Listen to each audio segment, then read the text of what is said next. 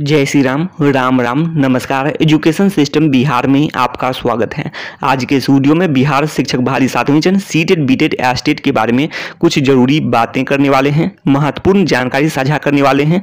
तो आप लोग इस वीडियो में बने रहें, वीडियो को अंत तक देखें। यह वीडियो सभी विषय के शिक्षक अभ्यर्थियों के लिए महत्वपूर्ण है। 7वीं चरण सीटेट बीटेट एस्टेट उत्तीर्ण अभ्यर्थियों के लिए महत्वपूर्ण है। 7वीं चरण शिक्षक अभ्यर्थियों के लिए बड़ी खबर निकलकर सामने आ रही है। आप लोग देख रहे होंगे, आज की खबर के अनुसार बातें करने वाले हैं, कल की खबर के अनुसार बातें करने वाले हैं। आप लोग देख रहे होंगे, कभी खुशी कभी गम।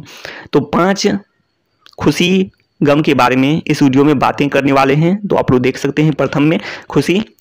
तो कल की खबर के अनुसार आप लोग देख रहे होंगे खुशी। एक और कल की खबर के मुताबिक विभाग छठे चरण समाप्त करने के मूड में थी। जो बातें कल निकलकर सामने आई थी, जिसके बारे में कल के वीडियो में बातें भी की थी। अब आगे आप लोग देख सकते हैं, आज की खबर देख सकते हैं गम में।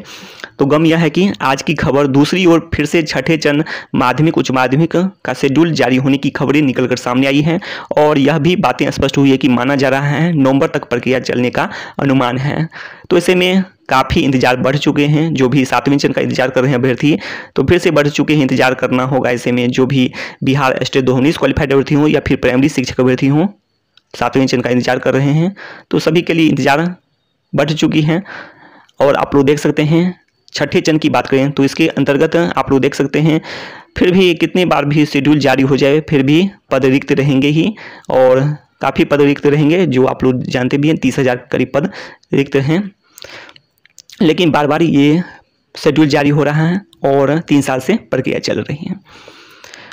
तो इतने समय मिल चुके हैं अभ्यर्थियों को, नवंबर तक का इंतजार करना होगा। तो इस बीच में अभ्यर्थियों को, जो भी 7वीं चरण के बिहार स्टेट 2019 क्वालिफाइड अभ्यर्थी हैं, तो उन्हें प्रयास करने की जरूरत है कि रिक्तियों की संख्या बढ़े। खास करके 2 विषय कंप्यूटर साइंस विषय हैं और सोशल साइंस विषय के अभ्यर्थियों को प्रयास करने की जरूरत है कि रिक्तियों की संख्या बढ़े।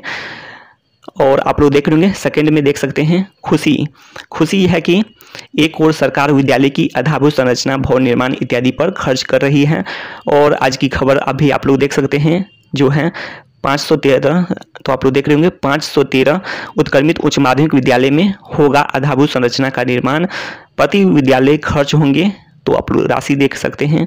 इतने स्वीकृत होने के साथ ही 2 अरब रुपये विमुक्त भी किए गए हैं।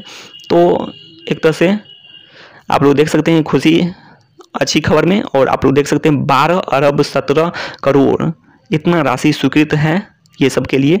और इसमें से 7 अरब से अधिक राशि वित्तीय वर्ष 2022-23 के लिए विमुक्त किया गया है। तो ये बातें हैं। अब आगे आप लोग देख सकते हैं, खुशी देख ली है, अब गम देख लेते हैं सेकंड में ही।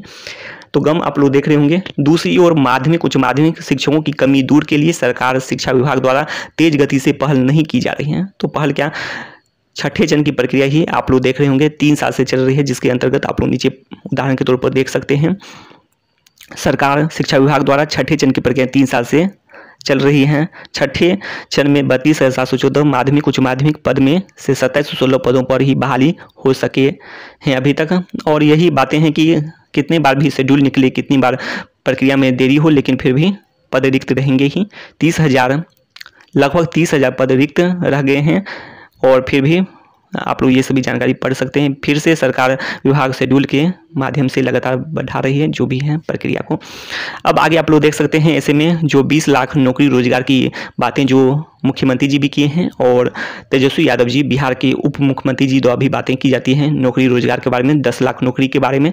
तो जो भी लक्ष्य है सरकार का, ना 7वीं चरण इस अनुसार से बातें करें तो भी अभी तो कुछ ही समय है नए सरकार के हुए हैं, लेकिन आप लोग देख सकते हैं ना 7वीं चरण स्टेट 2019 क्वालिफाइड अभ्यर्थियों के बारे में कुछ विचार कर रही है और ना छात्रा बच्चों की पढ़ाई के बारे में। तो यहाँ पर बातें कर रहे हैं कि देख रहे होंगे आप लोग। अब आगे आप लोग देख सकते हैं, खुशी में आप लोग देख सकते हैं, तीसरे में मुख्यमंत्री जी बोले 20 लाख नौकरी रोजगार, उप मुख्यमंत्री जी बोले 10 लाख सरकारी नौकरी। तो ये खुशी की बातें हैं और ये बातें लगातार भी सामने आ रही हैं। 20 लाख नौकरी रोजगार, 10 लाख सरकारी नौकरी, ये सभी बातें। लेकिन गम ये है कि तो यहाँ तक कि शिक्षा मंत्री जी द्वारा भी स्पष्ट की जाती है ये सभी बातें। और इसमें जिक्र किया जाता है तेजस्वी यादव जी का भी, उप मुख्यमंत्री जी का भी और मुख्यमंत्री जी नीतीश कुमार जी का भी। और यह बातें की जाती है कि 3.5 लाख शिक्षा विभाग में पद हैं रिक्त हैं। तो ये सभी बातें की जाती हैं शिक्षा मंत्री जी द्वारा भी, खुशी में आप लोग मान सकते हैं। जबकि आप लोग गम में देख सकते हैं 7वें चरण अभ्यर्थी द्वारा सीटेट बीटेट एस्टेट जो भी है 7वें चरण विज्ञापन की मांग चरम पर है, लगातार मांग की जाती है और एस्टेट संपूर्ण बहाली की भी मांग चरम पर है, पर 7वें चरण शेड्यूल तक जारी नहीं हो रहा है। विज्ञापन की बात तो दूर की है। अब आगे आप लोग देख सकते हैं, यहाँ पर चौथे नंबर पर देख सकते हैं, खुशी देख सकते हैं। शिक्षा मंत्री जी बोले विभाग में इतनी रिक्ति है, सीटेट बीटेट क्वालिफाइड कम पड़ जाएंगे, अर्थात सभी सीटेट बीटेट का नौकरी पक्की हो जाएगी। लेकिन गम की बात यह है कि 7वें चरण विज्ञापन की मांग चरम पर होने के बाद भी 20 लाख नौकरी रोजगार देने वाली सरकार 7वें चरण का विज्ञापन अभी तक जारी नहीं कर सकी है। तो यही बातें हैं। अब आगे आप लोग देख सकते हैं 5 में देख सकते हैं, खुशी है कि वित्त मंत्री जी जब शिक्षा मंत्री जी थे, जो अभी वित्त मंत्री जी हैं, जैसे ही छठा चरण समाप्त होंगे 7वें चरण शुरू हो जाएंगे, ये बातें किए थे। छठा चरण, तो गम ये है कि छठा चरण 3 साल से निरंतर चलने वाली एक प्रक्रिया बन चुकी है। किसी को पता नहीं कब समाप्त होगा ये छठा चरण सरकार शिक्षा विभाग द्वारा। तो चरण आप लोग जो ऊपर खुशी में देख रहे होंगे, तो छठा चरण ही समझे, चरण शब्द ही समझे। तो आप लोग देख रहे होंगे एस्टेट 2019 क्वालिफाइड को छठे चरण में मौका। जैसे प्राइमरी के लिए छठे चरण में बीटेट 2017 रिजल्ट के बाद छठे चरण की प्रक्रिया हुई थी प्राइमरी के लिए, वैसे ही छठे चरण की प्रक्रिया शुरू होने से पहले एस्टेट 2019 होना चाहिए था।